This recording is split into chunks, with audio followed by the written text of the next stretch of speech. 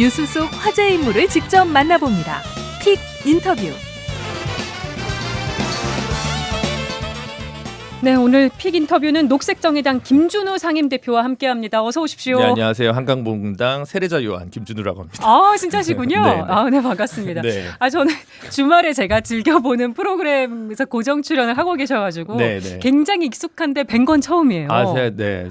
유감스럽게도 저 CBS는 저를 불러주시는데 네. 평화방송은 오늘 처음 저를 불러주셔가지고 네. 저희의 잘못이었던 건가요? 신자로서 그동안 섭섭했습니다. 네. 이렇게라도 모시게 돼서 다행입니다. 영광입니다. 네. 녹색정의당, 정의당으로 시작을 한 거니까 네. 비대위원장에서 대표까지 중책을 연이어서 맡고 계신데 어깨가 많이 무거우실 것 같습니다. 상당히 무겁고 부담스럽습니다.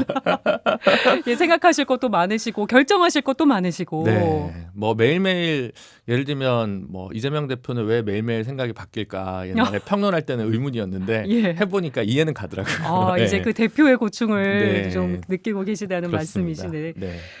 녹색정의당 얘기를 좀 해보겠습니다. 지역구는 연대하고 비례는 독자적으로 대응하겠다 이런 방침을 최근에 이제 정하신 거잖아요. 그렇습니다.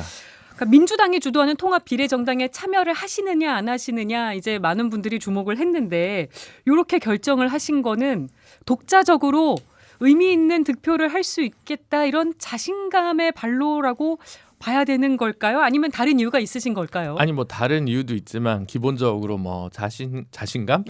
저희가 지금 사실 더 낮은 자세로 유권자분들을 만나야 되기 때문에 제가 자신감이라는 표현을 쓰면 좀 오만할 것 같고 그래도 데이터로 봤을 때 제가 이렇게 얘기하면 참 진실을 얘기하면 조금 이렇게 불편하게 들릴 수도 있겠지만 사실은 정말로 독자적으로 의석을 획득해 본 경험이 부족한 정당인 것 같습니다. 진보당이나 새진보연합은. 한쪽은 민주당 무공천 지역에서 지역구 당선을 한 것이고 한번 또 위성정당을 통해서 등원을 한 기본소득당이었기 때문에 아무래도 독자 돌파에 대해서 더 불안할 감정이 더 크지 않았을까라는 생각이 들긴 하는데 저희는 어쨌든 3% 봉쇄 조항은 당연히 저는 넘을 것이라고는 생각을 하고요. 다만 이제 지난 총선만큼의 저희가 성과를 지난 4년 동안 사실은 시민분들 많이 저희가 기대에 부응하지 못했기 때문에 4년 전만큼의 득표율과 얼만큼 되찾을 수 있을 것인가가 저희의 중차대한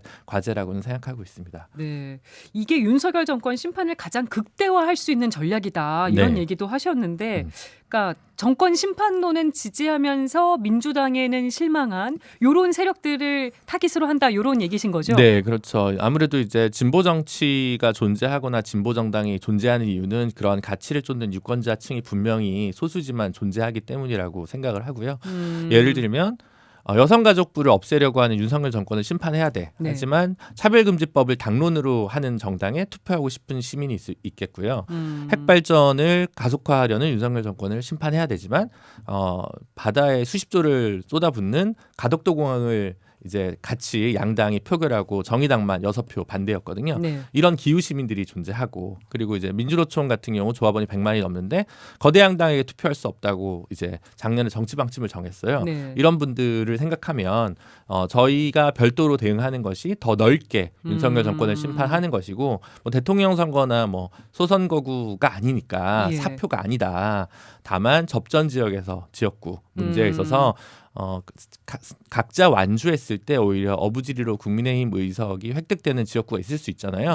거기에 대한 부분적 연대를 하겠다. 그렇다면 윤석열 정권 심판을 유권자 입장에서 가장 효능감 있게 하는 방법이 아니겠냐. 다만 이 때문에 다소 손쉽게 의석을 획득할 수 있다는 어떤 유혹을 이제 녹색정의당이 뿌리친 거죠. 네, 유혹을 뿌리쳤다. 사표 방지 얘기도 해주셨는데 근데 정말 그런 세력이나 비율이 얼마나 될까? 이런 것도 한번 계산이나 파악을 해보셨습니까? 근데 이제 데이터를 제가 하나하나 얘기하면 진행자님의 방송 부담이 너무 커지기 때문에 중앙선거 여론조사심의위원회만 몇 번 얘기해야 될까 이제 그렇잖아요. 근데 이제 정당 지지율에서는 흔히 이제 봉쇄 조항 아래로 나오는 지표들이 많이 적지 않은 것은 사실이고, 근데 다른 한편으로 이제 비례대표는 누구에게 투표하겠냐는 보통 정당 지지율보다 저희가 좀 더 많이 나오는 통계들이 좀 있고요. 당연히 3% 이상에서 그리고 예를 들면 4년 전 데이터니까 이건 좀 마구 얘기해도 될 것 같은데 네. 이제 리얼미터 같은 경우는 정기 조사를 하잖아요. 네. 4년 전에 보시면 저희가 내내 1월 넷째 주부터 4월 첫째 주까지 계속 4%대예요. 근데 결론은 9.6%였어요. 더 많이 나왔다. 예, 그러니까 저희는 사실 샤이 진보가 있다. 예, 그래서 항상 요 데이터보다는 조금 더 나오고 예. 그런 분들이 분명히 존재한다는 거고요. 2022년 대선에서 저희가 80만 표 정도를 심상정 후보가 얻었습니다. 예. 근데 이제 그리고 나서 3개월 후에 지방선거가 있었잖아요. 그쵸. 그때 이제 광역의회 비례 후보 표를 다 모아보면 저희가 한 92만 표 정도 얻었어요. 요것도 더 얻었죠. 나왔다. 더 나왔는데 그게 사실 역대 최악의 성적표예요. 92만 음. 표가 저희가 지난 총선에서 270만 표를 얻었으니까요. 네. 그런데 그 92만 표가 그러니까 투표율이 대선과 지선을 비교해 보면 거의 17, 8% 떨어졌어요. 그쵸. 근데 표가 투표 늘어요, 차이도 저희가. 있어요. 아, 투표율이 떨어졌는데도 표가 늘었다. 표가 늘었어. 그래서 저는 그 표가 바닥이라고 보는 거고. 그러면 92만 분의 유권자가 계속 저희를 찍으면 투표율 67%의 총선이라 하더라도 3%가 넘는다. 그래서 제가 이제 그런 데이터를 가지고 좀 말씀을 드리는 거고 희망 네. 회로를 가지고 사태를 분석하고 있지는 않습니다. 근데 이거는 낙관도 비관도 아니고요. 그냥 저희가 오만한 것도 아니고 겸손하지 못한 것도 아니고 그냥 냉정하게 사태를 좀 바라보고 있다 이렇게 말씀드리고 싶습니다. 여기 찬물을 끼얹는 건 아닌가 모르겠는데 오늘 발표된 이제 한국갤럽 조사를 보면 네. 녹색정의당 지지율이 2%로 네네, 이제 그렇습니다. 집계가 됐습니다. 네네. 지금 말씀해주신 것들 숫자들 중에 어떻게 보면 가장 낮은 것 중에 수준입니다. 하나죠. 네, 맞습니다. 요거는 어떻게 진단하고 계세요? 그러니까 아까 말씀드렸다시피 정당 지지율이랑 비례대표를 누구에게 찍느냐 질문 문항에 갔을 때 오차가 다르게 나타난다는 이것도 거고요. 샤이로 보십니까? 네, 그리고 사실은 그 갤럽 조사 같은 경우에 지금 그러면 그 조사에서 아마 오늘 개혁신당이 3%인가요? 예. 4%인가 나왔잖아요. 네. 예. 근데 다른 조사 봐도 개혁신당이 아마 훨씬 더 많이 나올걸요. 네. 그러니까 갤럽이 조금 더 늦게 반응하고 보수적으로 작동하거든요. 그래서 그건 최저값이라고 보시면 되고 그 값보다는 각 당이 모두 표가 더 나올 거다라고 이제 보고 있는 거죠. 오늘은 뭐 2%로 나왔습니다만 총선에서는 몇 %까지 기대하고 계세요? 그러니까 사실은 퍼센트로 얘기하면 투표율과 득표에 따라 퍼센트가 되게 달라지잖아요. 예. 그래서 이것도 되게 말하자면 어떤 십진법이나 통계에 오류가 있을 것 같고 변수가 많아요. 예, 그래서 제가 전에 말씀드린 게 그러면 92만 표에서 저희가 다시 출발을 하는 건데 네. 지난 총선에서 저희가 270만 유권자가 저희를 찍어주셨으니 그 270만까지 도달하기 위해서 최선의 노력을 다하겠다. 의석수는 어떻게 될지 제도와 구도에 따라서 되게 달라지지만 네. 몇 분이 저희를 다시 되찾아 주셨느냐 그걸 가지고 또 다음 지방선거를 또 바라볼 수 있는 거 아니냐 네. 이런 생각을 가지고 있습니다.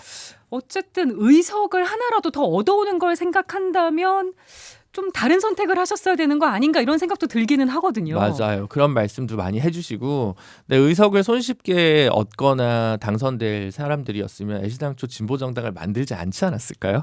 라는 이제 질문을 그리고 그게 되게 어떻게 보면 일하는 사람들, 이 당에서 정치하는 사람들은 2000년에 민주동당 창당 때부터 네. 참 가성비 없는 삶을 살았다라고 볼 수 있을 것 같아요. 명분을 챙기는 선택을 많이 하셨다. 네, 그런 원칙을 지키는 선택을 했는데 사실 근데 유권자와 시민 입장에서 보면 뭐 5석, 6석, 주로 6석이었죠. 6석 정도 이렇게 줬는데 그것 치고는 많은 일을 하는 정당이기 때문에 이 정당을 그대로 두는 것이 사실은 시민들 입장에서는 훨씬 가성비 있고 국회가 좀 더 다양해지고 국회가 좀 더 시끌벅적해지고 건강하게 나가는 데 도움이 될 거라고 생각을 하고요. 네. 예, 그러면서 저희가 당장에 무슨 뭐 저는 그런 것 좀 싫더라고요. 제3지대에서 최근에 새로 창당하시는 분들이 전국의 모든 지역구에 출마하겠다. 뭐 100개 이상 출마하겠다. 무조건 30에서 50석을 하겠다. 네. 저는 그 얘기하는 순간 시민분들이 그 정당들에 대한 신뢰와 믿음이 좀 깨진다고 생각해요. 현실성이 떨어지는 얘기라고 보시는 네, 거죠. 네, 언론인들도 또 똑같은 얘기 하네라고 반응한다고 저는 생각하거든요. 써주긴 하지만 그러니까 저희는 그런 거짓말은 좀 능숙하지 않은 것 같아요. 예, 그냥 저희가 4년 동안 많이 실망시켜드렸고 저희가 많이 반성하고 있는데 4년 전 유권자분들한테도 먼저 돌아와 달라라고 네. 간절하게 희구하고 있다라고 이해해 주시면 좋을 것 같습니다. 진솔한 전략을 펴시는 것 같은데. 네, 낮은 자세로 임하고 있습니다. 근데 이 질문을 또 드리지 않을 수가 없습니다. 네. 최근에 원내대표에 심상정 의원이 선출됐습니다. 네. 근데 심상정 의원이 어떻게 보면 정의당이 어려워진 요인에 좀 일조를 한 거 아니냐 이런 책임론도 사실 있거든요. 네. 그래서 심 의원이 다시 이렇게 나온 배경을 어떻게 봐야 되겠습니까? 그러니까 이제 어쨌든 배진교 원내대표가 이제 사퇴를 했는데 네. 저희 의원이 6명인데 양경규 의원이랑 이자스민 의원이 지금 등원한 지 한 달이 안 됐잖아요. 그렇죠. 일단 두 분이 안 돼요. 네. 그죠? 그리고 근데 사실은 지금은 각 저희 나머지 의원들은 다 지역구 선거를 준비하고 있기 때문에 사실은 이제 원내대표 중책을 같이 맡는 게 상당히 좀 부담스러울 수 있는 네. 상황이다 보니까 사실은 심상정 대표님 같은 경우는 앞으로 난 당직 안 맡는다. 후배들이 이제 할 때다라고 네. 이제 사실은 3년 전부터 아무런 당직을 맡지 않고 당 운영에 가급적 관여를 안 하셨는데 이거 마지막 한 3, 4개월 이 중요한 시점이니 네. 좀 등판하셔야 되는 거 아니냐. 당이 가지고 있는 최고 전력을 쓸 수밖에 없는 때 아니냐. 이런 취지에서 부득이하게 본인도 이제 그렇게 수락하신 걸로 이해해 주시면 될 것 같습니다. 현실적인 고민이 있는 선택이었다는 네. 말씀이신 거고 지역구 야권 연대를 열어놓으셨는데 민주당에서는 일단 경선이 원칙이라는 입장은 재확인했습니다. 네. 그러면 녹색정의당 후보를 내기가 어려울 수도 있는 게 아닌가 싶거든요. 근데 일단 생각해 보시면 저희가 처음에 비례연합 정당 같이 안 해요. 지역구 연대는 할 수 있어요. 네. 라고 얘기했을 때 그 전에 저희 내부에서 그 안을 제가 내고 검토했을 때도 99%가 이걸 받겠어 민주당이? 예. 라고 생각했을 거고 언론인 분들도 마찬가지라고 생각을 했을 텐데 의외의 결정이라고 그쵸? 예, 보여지긴 그런데 했습니다. 그다음 제가 이제 다시 지난 일요일 날 기자회견 하고 나서 1시간 있다가 박홍근 의원이 바로 하겠다라고 했잖아요. 네. 그러니까 일단 이 모든 전개 자체가 여의도 제갈량들의 예감을 다 배신한 거다. 다 틀린 거잖아요, 그 사람들이. 네. 그렇잖아요. 그래서 근데 사실 저희 안에서도 조금 놀라신 분들이 많아서 구체적으로 협상을 어떻게 할지에 대해서 지금 내부 논의 중에 있다라고 네. 말씀드릴 수 있을 것 같고, 근데 예를 들면 그게 이제 각자 경선을 하는 방식도 있고 일정 지역 무공천이 지역이 있을 수도 있고 그렇겠죠. 지금 진보당과 민주당의 상황이 그랬잖아요. 네. 울산 북구 같은 경우에. 그래서 이제 그 결과가 수요일 날 발표 났잖아요. 네. 그러니까 이제 저 선례가 이렇구나 이 정도를 좀 확인한 상황이고 저희 내부에도 이제 의견들을 좀 모으고 있는 상황입니다. 여기서 또 이 질문을 드리지 않을 수 없습니다. 네. 심상정 원내대표가 음, 자신의 지역구인 고양시 갑을 지역구 연대 협상에서 제외해달라고 말한 부분, 요거를 어떻게 봐야 될까요? 그러니까 비례연합 정당에 정의당이 참여해 달라라고 하는 제안이 이재명 대표가 한 게 2월 5일 정도였어요. 네. 그래서 그게 월요일이었고 저희가 그로부터 한 2주 지난 토요일 날 결정을 한 그 2주 동안의 과정이 있었잖아요. 예. 그 과정에서 많은 분들이 생각한 게 이제 뭐 심상정 대표 지역구를 따내기 위해 정의당이 열심히 협상 중이다. 뭐 이런 이제 뭐 이른바 이른바 여의도 갖가지 뇌피셜이 막 네, 돌아다녔죠. 엄청 돌았죠. 엄청 돌아서 굉장히 부담스러워하셨어요. 그래서 어느 날은 제가 장성철 소장님을 만났는데 네. 어느 방송 대기실에서 김 대표 어제 내가 누구누구랑 술을 먹었는데 심 대표 지역구를 놓고 협상을 하고 있대. 네. 그런 거 아니야? 이러면서 아닌데요. 그 다다음 날은 심상정 의원님 저한테 김 대표 내가 집에 있는데 내가 협상장에 있다는 밭을 내가 받았어 이러시는 거예요. 본인한테까지 간 거예요. 네, 그래서 되게 근데 이제 비례연합정당 가는 것조차가 결정이 안 된 상황에서 본인이 입장 표명을 공개적으로 하는 것도 되게 우스운 상황이었는데 예. 일요일 날 박홍근 의원이 그렇게 얘기를 하니까 예. 월요일 날 나는 내 지역을 무공천으로 하거나 이렇게 할 생각이 없다. 그냥 나는 국민들로부터 심판받겠다는 얘기를 그동안 하고 싶다고 하셨는데 하는 것도 웃긴 상황에서 네. 바로 그 다음 날 그 발표를 한 거다 이렇게 이해해 주시면 될 것 같아요. 네. 그러면 이제 녹색정의당에 대한 정체성 얘기를 좀 들어가 봐야 될 것 같습니다. 네. 심상정 원내대표가 어제 교섭단체 대표연설에서 기후정치의 대표 정당이 되겠다 이런 캐치프레이즈를 딱 선언을 했습니다. 녹색정의당이 기후 문제에 있어서 다른 정당이랑 차별성 뭐 어떤 게 있을까요? 그러면 녹색당이 왜 정의당을 택했을까라고 다시 질문을 던져보면 네.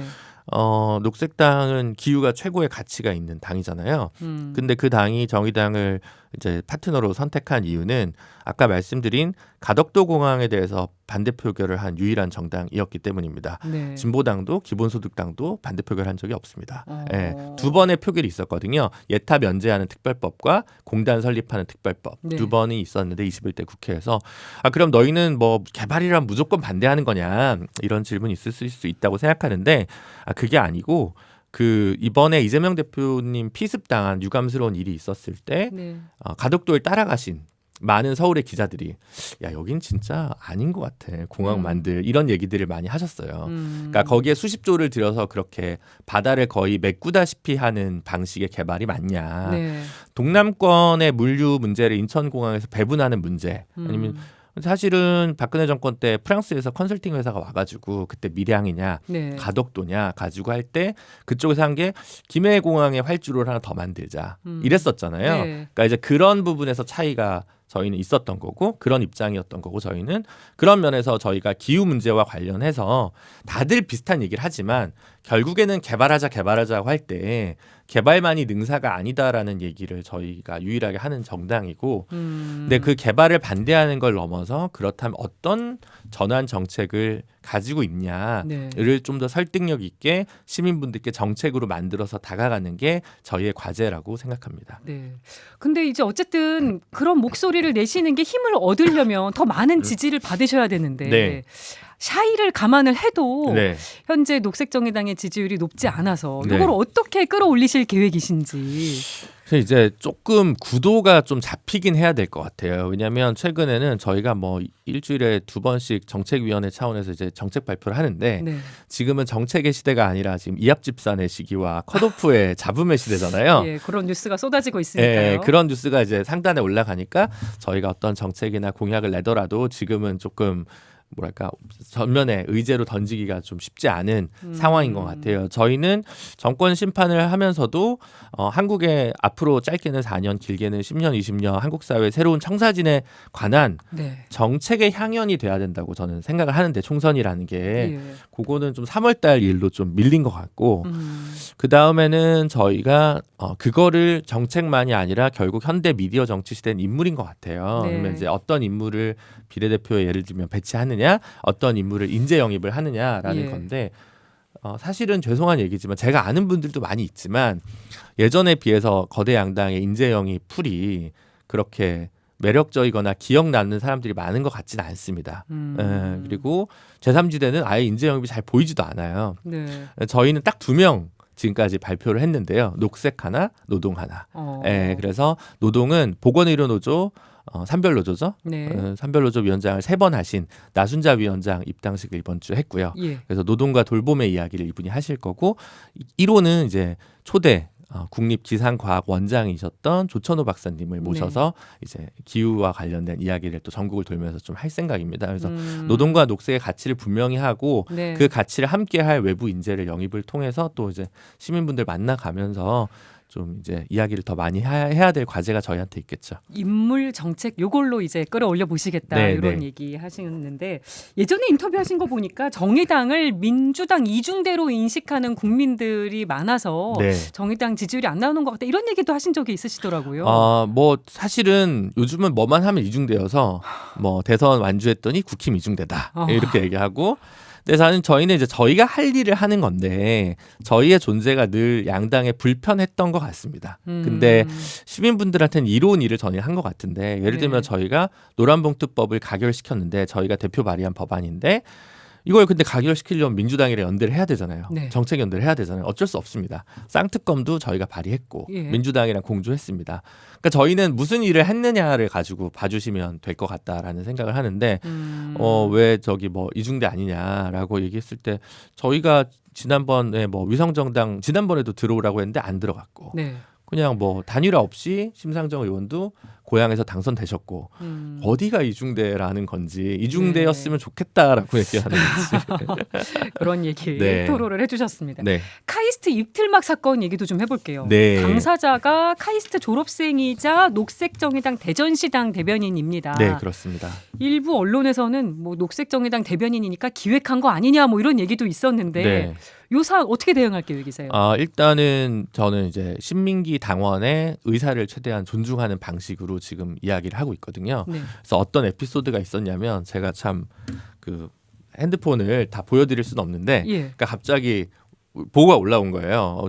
우리 당원이다. 예. 대전시당도 깜짝 놀랐다라고 어. 하는. 그러니까 사실은 대전시당 대변인이긴 하지만 당직을 맡은 지 얼마 되지 않았고 본인이 카이스트 졸업생이자 진보정당의 당원의 정체성, 이중적인 정체성으로 그 일을 이제 단독으로 한 건데 아마 뭐 그날 대통령이 오는지도 몰랐을 거예요. 국무총리로 원래는 갑자기 바뀌었다고. 그건 원래 이제 전해져서. 그 뭐, 비밀 사항이니까 네, 대통령 경호 사항도 있고. 그러니까 이제 카이스트 학생 입장에서는 그냥 뭐 국무총리가 오나 보다 하지만 졸업식에서 이런 얘기를 해야지 네. 이런 생각을 하다가 이렇게 던져진 거고 저 같으면 사실은 그런 걸 저 같은 경우는 잘 기획을 안 하거든요. 왜냐하면 그럴 때 갑자기 예를 들어 오바마처럼 내버려 두세요. 네. 이야기를 하게 들은 다음에 유명한 장면이죠. 그런 장면을 하면 오히려 대통령이 오히려 정치적 기회 아니겠습니까? 그래서 저는 이제 그런 걸 생각해서 저라면 그런 기획을 했을 리 없고, 그래서 처음에는 본인이 인터뷰도 다 모자이크 처리로 했었어요. 네. 그러다가 생각을 바꾼 게 저희 당이 설득을 한 게 아니고